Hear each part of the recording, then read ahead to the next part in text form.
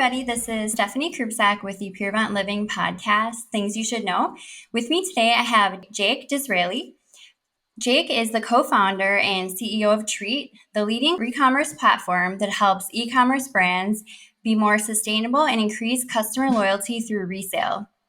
Prior to Treet, Jake had built his own DTC brands on Shopify and led the sales team at Indiegogo, where he helped hundreds of consumer brands launch successful crowdfunding campaigns.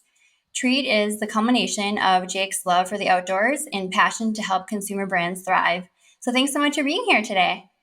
Yeah, thanks so much for having me, Stephanie. Excited for the conversation. Yeah, definitely. So if you want to start by telling us a little bit about your background in sustainability. Yeah, so my background in sustainability and just like my love for the outdoors, as you mentioned in the intro, goes all the way back to college, where I developed a passion for like hiking and mountaineering, just being outside.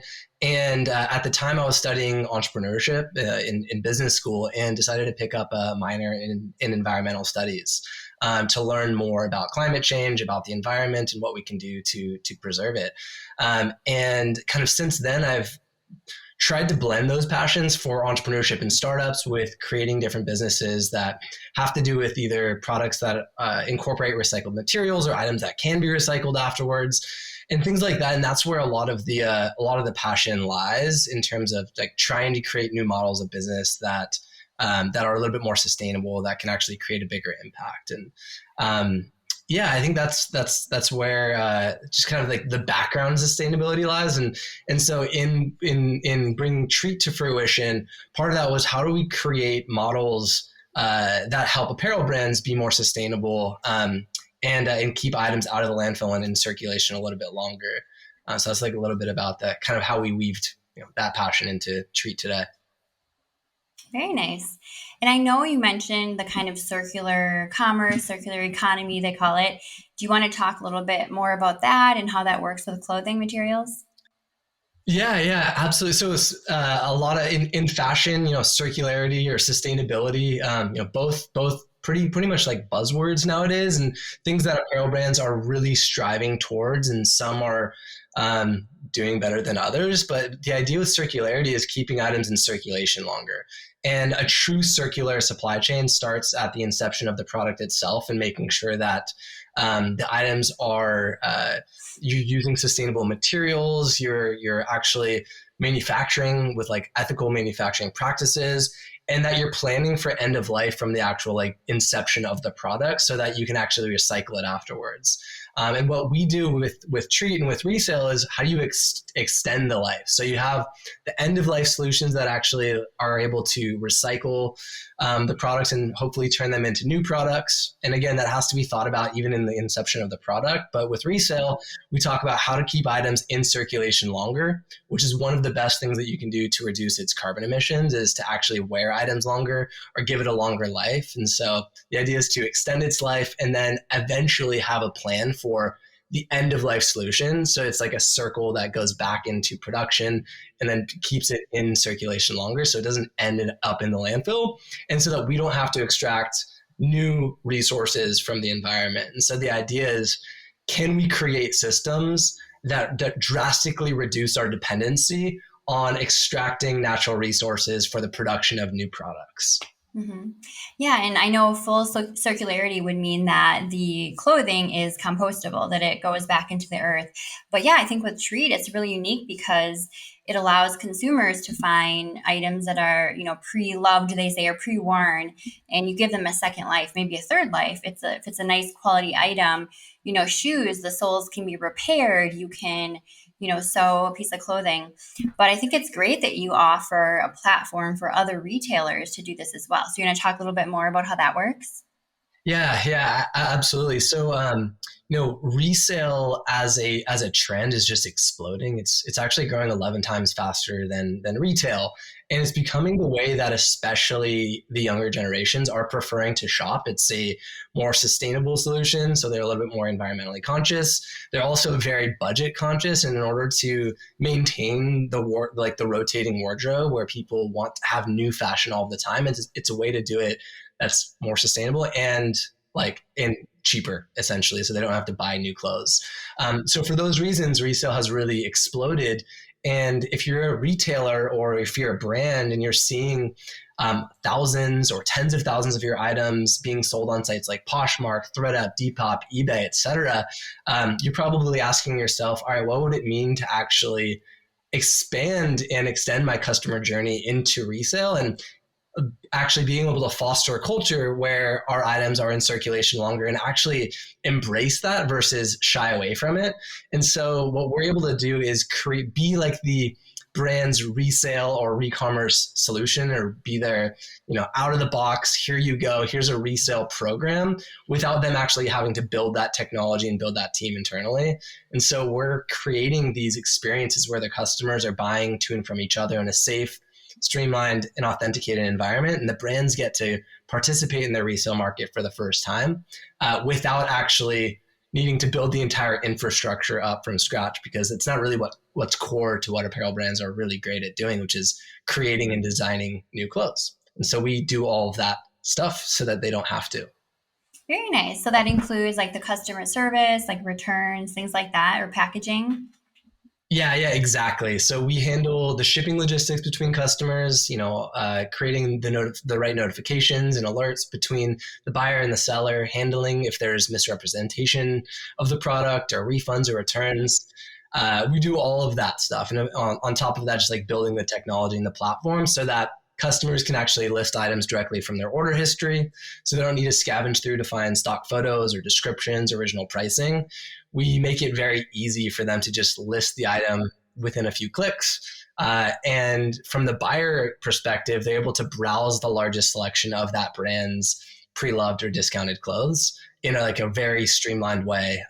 That feels less like shopping a disorganized sales rack, which you might see if you scroll through Poshmark or eBay, and more like you're shopping directly from the brand. And so you have all that information. Perfect. So it's a standalone site that you're creating that's kind of integrated with the customer, or? Yeah, exactly. So it's technically on the Treet platform, but our brands link to it from their main site, and it does look and feel like the brand. And instead of Boyish Jeans is one of our customers. They are a sustainable denim brand based in LA. So if you go to their site, they've branded their resale shop the Boyish Consignment Shop. So you click into it from their main site and hop into their Treet shop, which is where their community is buying and selling their secondhand clothes. And it's really becoming the destination where their customers are going to engage in secondhand shopping with their jeans, which is pretty exciting. Yeah, I really like that. And it makes things more accessible too, because, historically resale shops in bigger cities tend to be a bit bigger and more variety and better brands, but you can do it from the comfort of your home now. And then it also makes these, high end or expensive brands a little bit more accessible to everybody, which is really nice. Exactly. And that's actually a key point for why brands are really interested in this, especially now, just to open up access to folks that haven't been able to afford their brand previously, and giving them the ability to justify getting into the brand for the first time. And so brands are able to access a whole new customer that they haven't been able to tap into before and create lifetime customers out of those people. And so today, about 40% of the shoppers on Treet are actually net new to the brands, meaning they haven't actually shopped the brands online before. And so they're able to access that new customer and expand their audience. That's really exciting. I mean, 40%, that's huge. That's a whole nother, wow. Yeah, whole nother demographic, whole nother group of customers. So very good to see. So I know you talked a little bit about your background working for different brands. Sounds like you have a ton of experience in this space.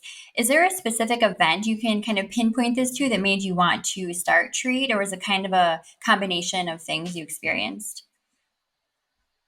Yeah, it's really a combination of factors. With Treet, what we have is a combination of e-commerce and e-commerce brands. It's part marketplace and it's part sustainability. And so if I look back at my kind of crazy career journey since college, it was starting different D2C apparel, D2C brands, that are like in the sustainability space, my love for like environment and sustainability, as well as running the sales program at Indiegogo, which was a global crowdfunding marketplace, and helping brands launch onto a marketplace and developing that deep understanding. And so it's that combination of factors that culminate to make Treet a reality.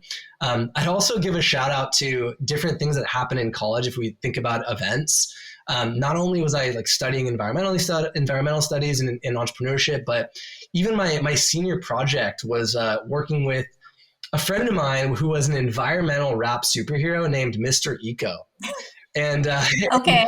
and we would go around and host. Yeah, it's a great name. He actually has a bunch of parody albums out for kids to educate them about sustainability and how to be more environmentally conscious and educate our youth. And the idea was the youth is our future, and the stronger, the more educated they are about the environment early on, the more passionate they are, the greater their ability to affect change throughout their lives.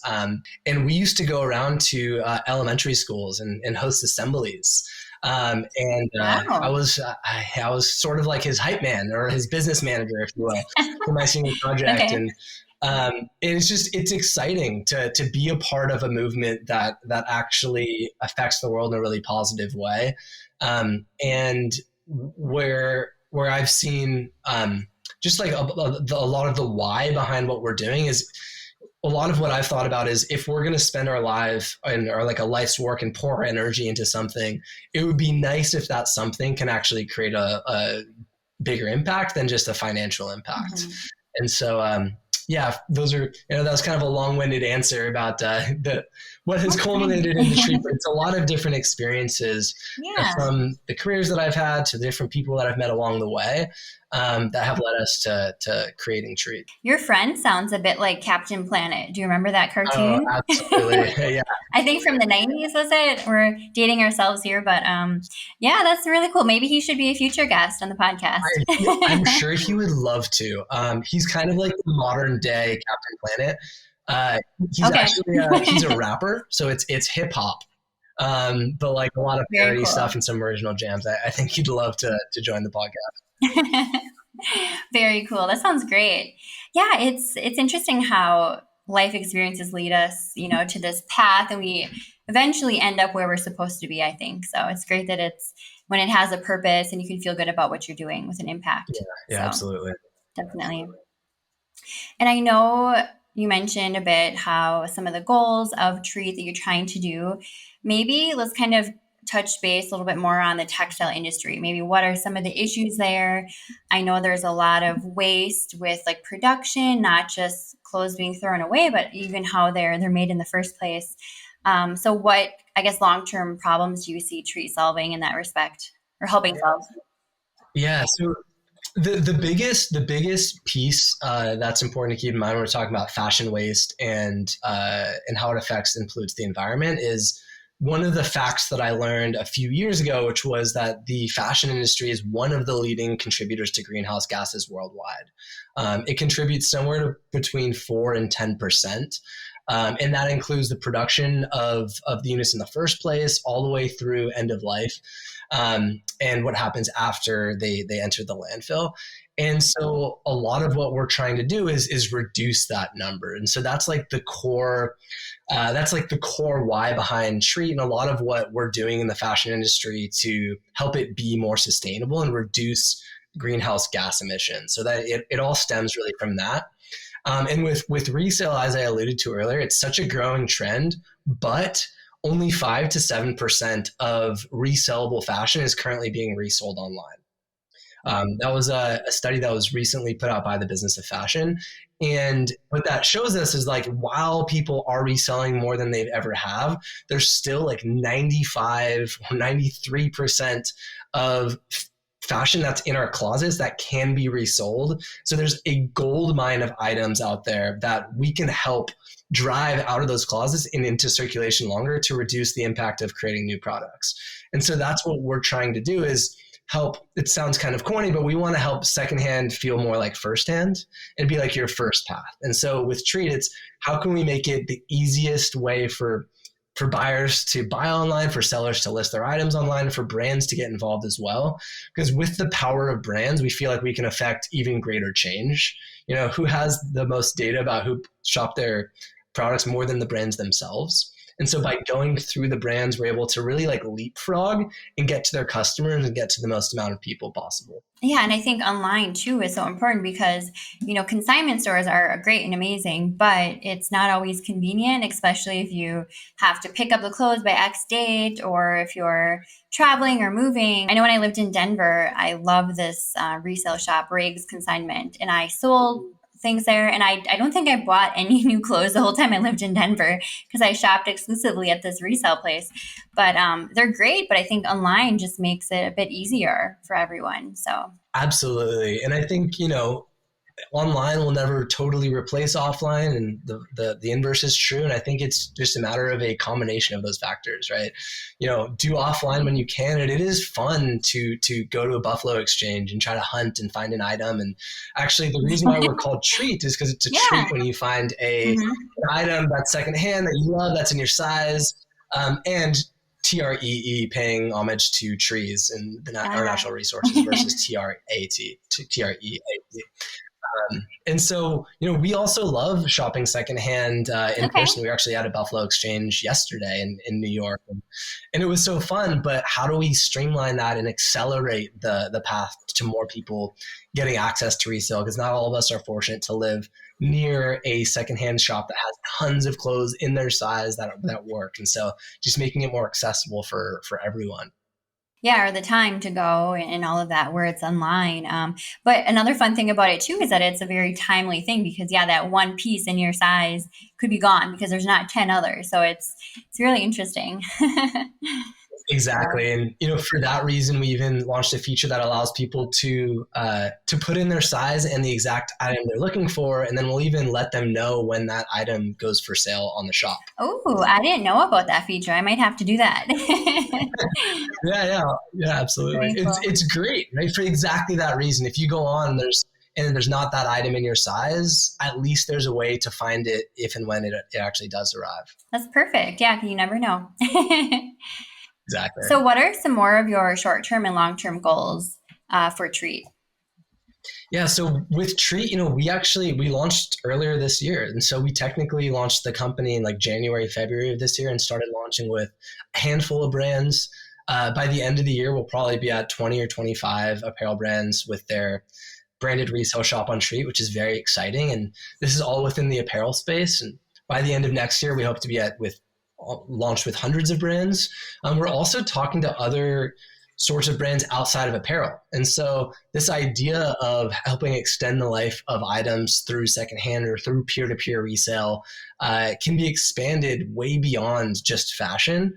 And so we are looking at segments like home goods or furniture. We've even talked to some like records companies that are selling like records. And so there's a lot of different applications for the technology that we're looking into.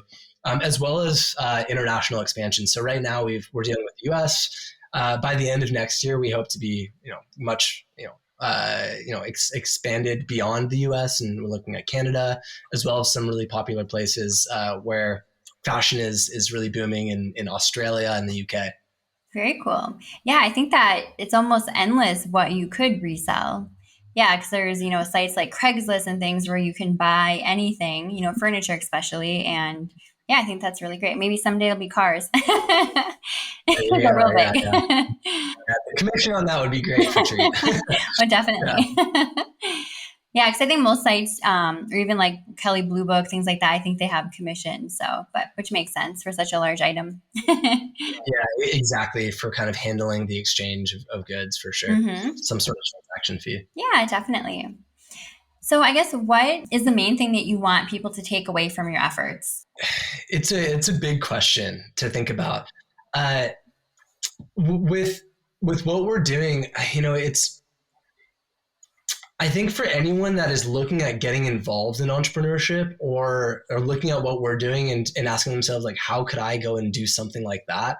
If they're actually looking at starting a company or doing something in this space, I also go back to what I said earlier, which is why not do something that can not only positively impact your wallet, but also positively impact society and the environment. There are so many businesses out there that that can be created and will be created that are in and around sustainability. And you can basically look at any item or any product in your house and think about how can this item be more sustainable? Or how can I create a new model around this thing? And we have this amazing momentum with consumers wanting to be more sustainable, and especially the younger generation wanting to shop more sustainably and want to be more educated about how to be more environmentally conscious.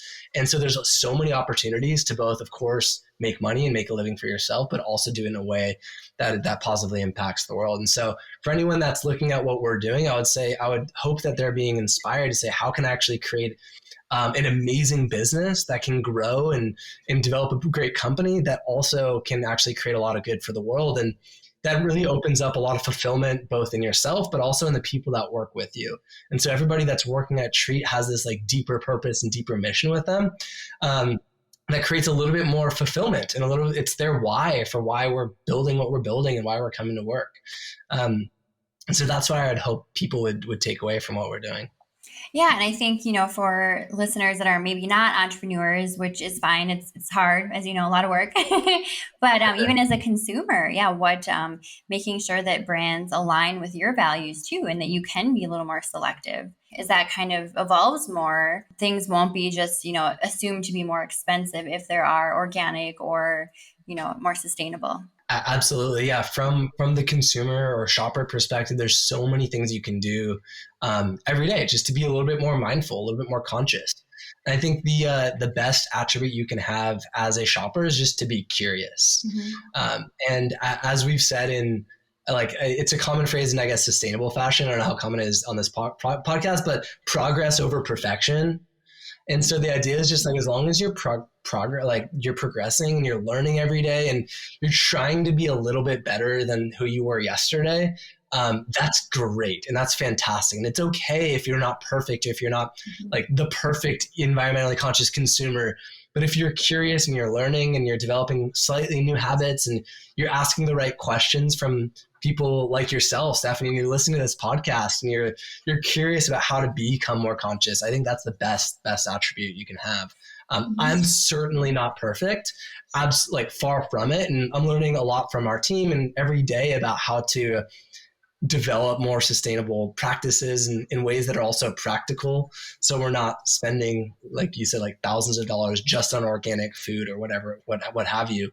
And developing those practices just every day, I think is the best way to go.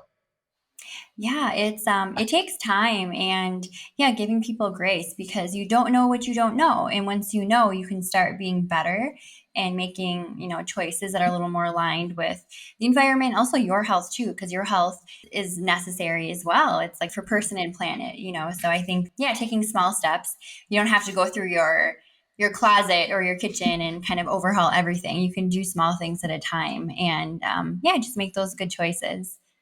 Yeah. Like shopping secondhand. Exactly. Yeah. So visit Treet and I know. I love it. It is. And the name is great too, because it really is a treat. You feel so good when you have something for such a good value, but it's, a good name brand or good quality. I think it's super fun. And I think too that people recognize that as well. And it feels especially good if you're wearing something secondhand and you get compliments. You're like, actually, or this was like my mom's sweater or something, or, or from a secondhand shop. It's become like a badge of honor. It's like it's prideful to have something that's secondhand now. It's no longer passé. It's really, it's trendy. Mm-hmm. It's the way that a lot of people love to shop. Yeah, it's trendy to be sustainable. Yeah, I think more people are demanding it, and it's just something you feel better. I don't feel the extreme guilt if I buy something new as if I buy something secondhand. Exactly. So talking about kind of more personal side here, are there any eco or sustainable kind of rituals that you do daily or weekly that you'd encourage listeners to try? Yeah. I really like this question because it's very tangible. And I want to be very hyper specific, I guess, with the answer, because there's so many small things I think people can do on a daily basis that over the course of your life can make a really big impact. And one thing that I've developed recently with my fiance is we use cloth napkins now, and I just think this it's so cool. We so every night instead of using a paper towel or an actual napkin, we have like a series of cloth napkins that we have, and each we it's like become a fun thing where we've kind of chosen our like our color of napkins that we use for a few days, or as long as we can until it's no longer usable, and we have like a little bucket that it goes into under the sink, uh, instead of using just throwaway napkins and things like that. And the other thing that we've done is we've hidden our paper towels. And so our paper towels are also under the sink. So it's not the first thing that you look to when you're actually looking to clean up a mess. Okay. You look towards other things. And so those two habits in the last couple of months have been kind of fun for us. I think the other obvious ones are, of course, using a really great water bottle on a daily basis, and try not to wash your clothes if they're not dirty. So actually, like the amount of water that we use in your washer and the energy to actually dry your clothes is extraordinary. And so just really being considerate before you throw something in your hamper. Like, is it actually smelly? Is it actually dirty? The smell Is it test. actually washing? Smell test, yeah. And most items, yeah, exactly. Most items don't need to be washed right away, especially pants or denim. And so just being conscious about those things is, I think, a great place to start. Yeah, I love that with the napkins. I'll have to try that. That's actually really good. I have seen, I think, a YouTube video or something where they took like a tube from a paper toweling, but it was gone. And they took these micro cloths and rolled it up on it. So you pull a cloth every time instead of paper towel.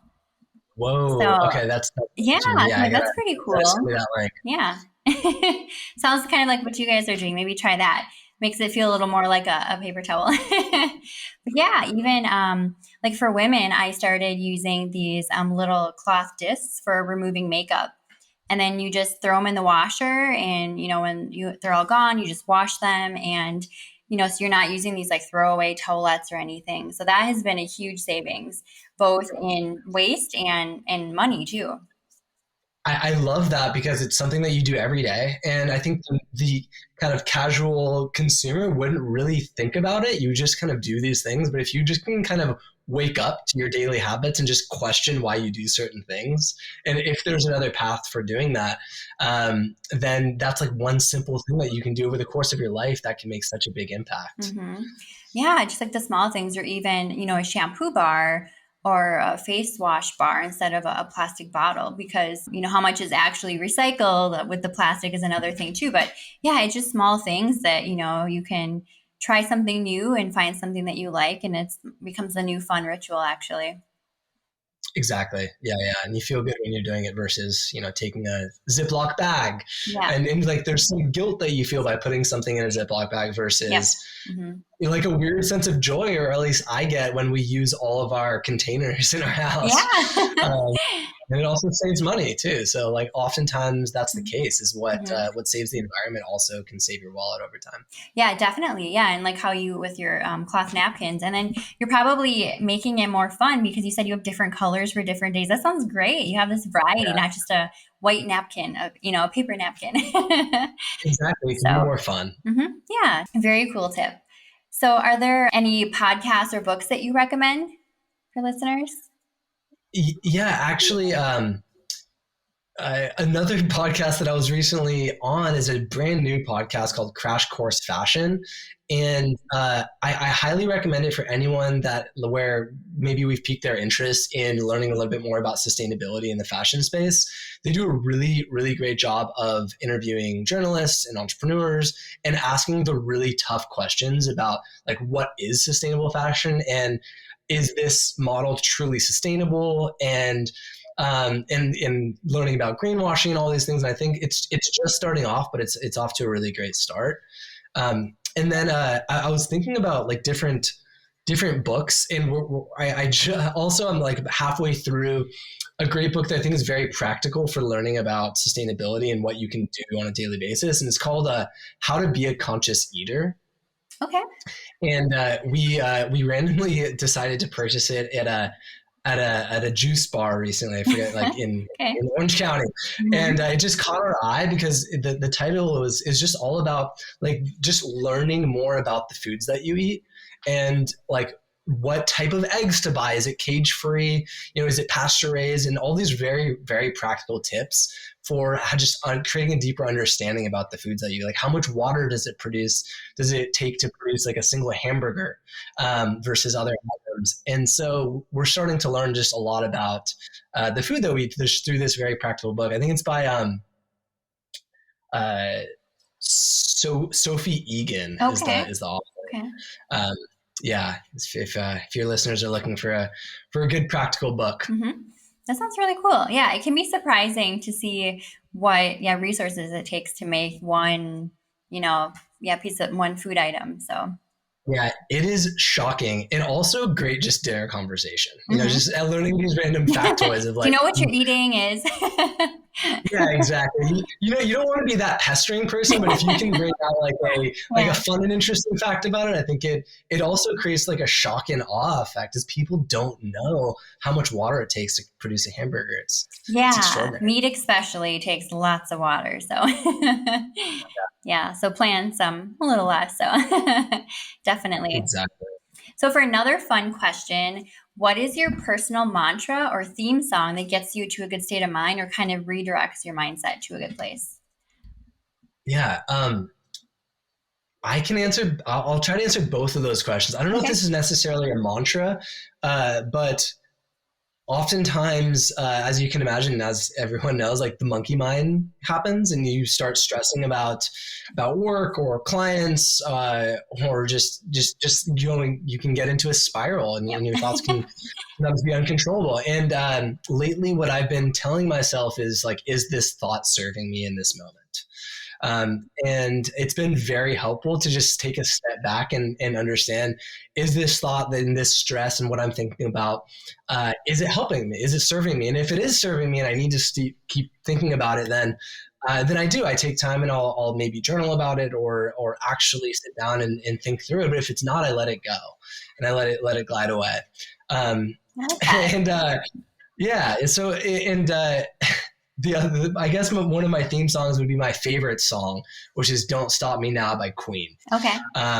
Just it just pumps me up, and so I'll play that song if I ever just want to like be joyful or happy or need to get energy. Maybe I could have listened to it before hopping on this podcast to get in a positive mood. But it's just it's a great jam, and I love Freddie Mercury and Queen, probably my favorite band. Very cool. Yeah, that's great tips and great song. Queen is the best. So, Pretty fantastic. and lastly, how can listeners reach you? They can reach me via email if they'd like. It's just really simple. Jake@treet.co, Treet.co. Or you can go to treet.co to just learn more about Treet and what we're doing with brands and the brands that we're working with.